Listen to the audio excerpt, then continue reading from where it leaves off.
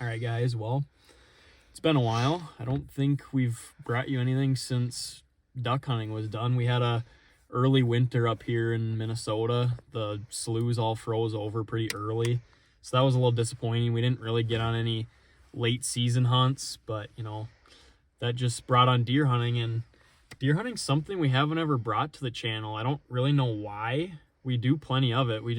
I don't know. It's always, we don't really have the equipment to sell film, and it's just we like to enjoy ourselves a little bit, just kind of kick back and not worrying about filming. But it's muzzleloader season here in Minnesota, and we are going to try to get a doe off of this property. We got a probably 400-yard walk to the stand, and it's about 2:45, so we're going to get down there, and hopefully we bring you some action. Stay tuned. Well, we just snuck into the stand. There was a doe and a fawn that were bedded down where we weren't expecting, so we bumped them. But other than that, we didn't see any deer coming in. Usually the deer, like the last hour, start to make their way out to the bean field. So we're hoping that we didn't bump the only two does here. But it's still early. We still got like 2 hours of light left, so we're still optimistic. Stay tuned.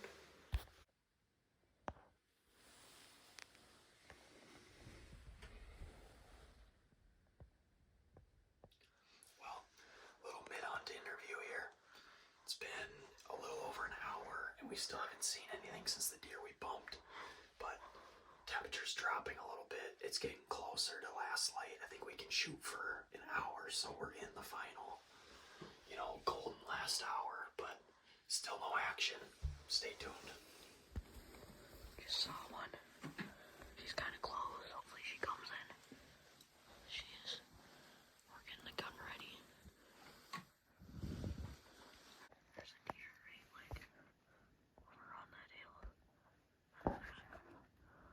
Down over there. I think you can see him working our way.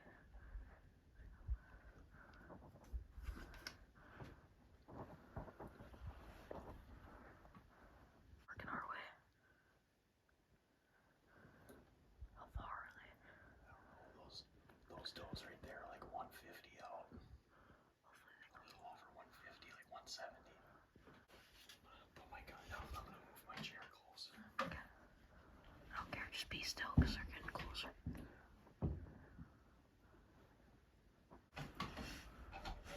Oh, right there. Right on top of Big Hill. Grab her gun. Yep. Right straight. She's gonna go see her on the right side of the Everglades. Just chill out. She doesn't know we're here.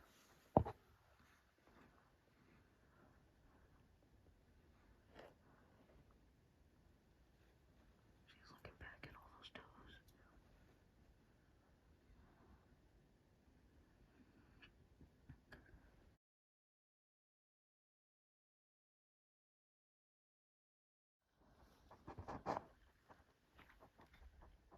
Oh, there she is. She's coming this way. Is it she or she going the other way? I think she's coming our way. There she is. Yep. I think the GoPro is still running. Are you gonna shoot her when she gets back? Let's see what she does. I hope she comes down along it.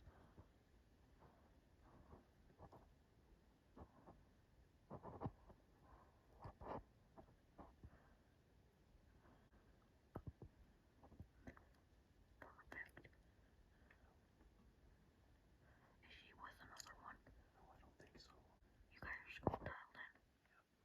It's about to come out. It's only two. It's only two deer. Okay.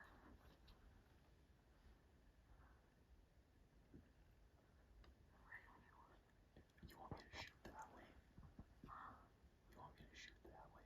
I don't care. No, I'm gonna wait for them to come down the creek. Are they gonna? She's crossing. Just shoot her in that crossing. You think that's the doe? Yeah. Here, where should I go? There she is. What? You're fine. I only see the back one.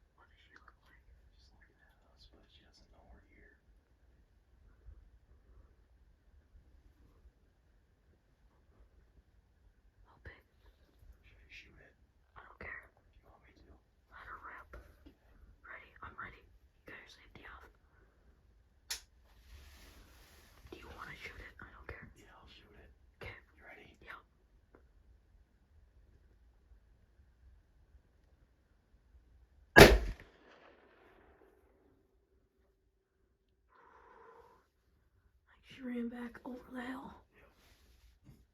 Is that other one following her? Is that her limping up there? I don't know. Did you feel good? I felt good.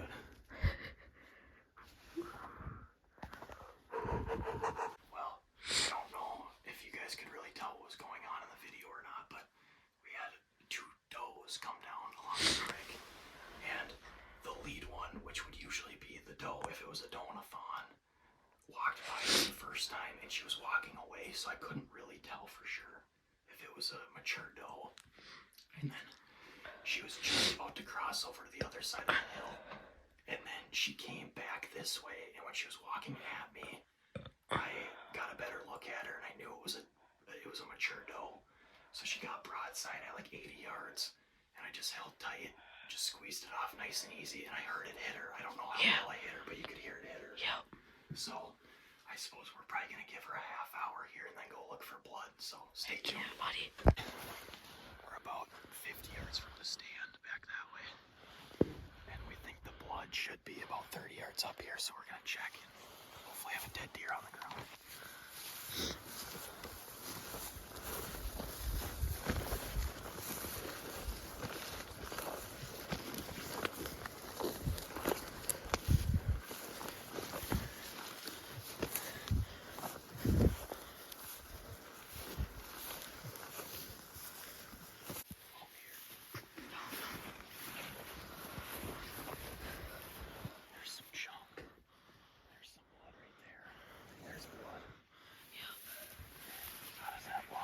There's bubbles in it, isn't there? Yeah. It looks like there's bubbles. Here. I'll turn my phone on. She tore up that way, didn't she? That's what I would guess. Here's some on this twig.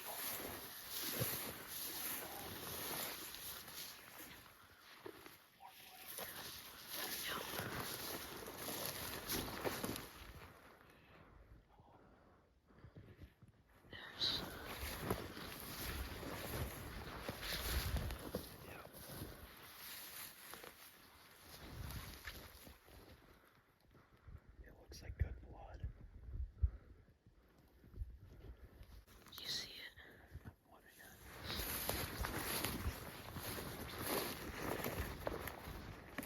Is it good? And there's a bunch of hair with that too.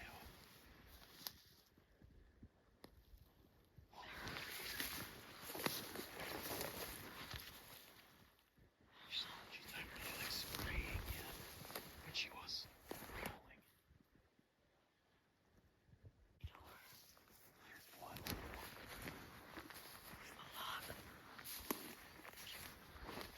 Shine this way. She went this way. No, this way. Shine this way. On the ground, maybe.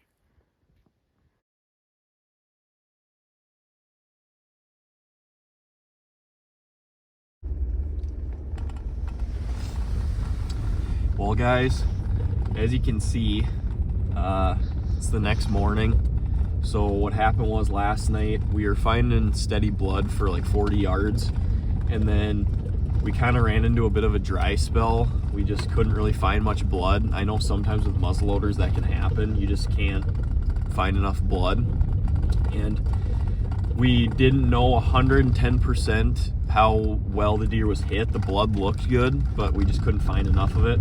So we decided to back out, just did the smart thing. We didn't want to bump her up farther in case she would run onto the neighbors or something, because she was headed that direction. So we gave her some time. We're hoping that the coyotes didn't get to her, and we're gonna drive out this morning, and I think she's gonna be piled up there, but we couldn't find enough blood last night, so stay tuned.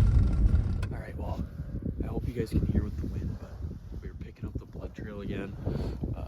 I feel like we went to first blood and walked up to this point, and just in the daylight, I feel like we're seeing a lot of blood that we didn't see last night even.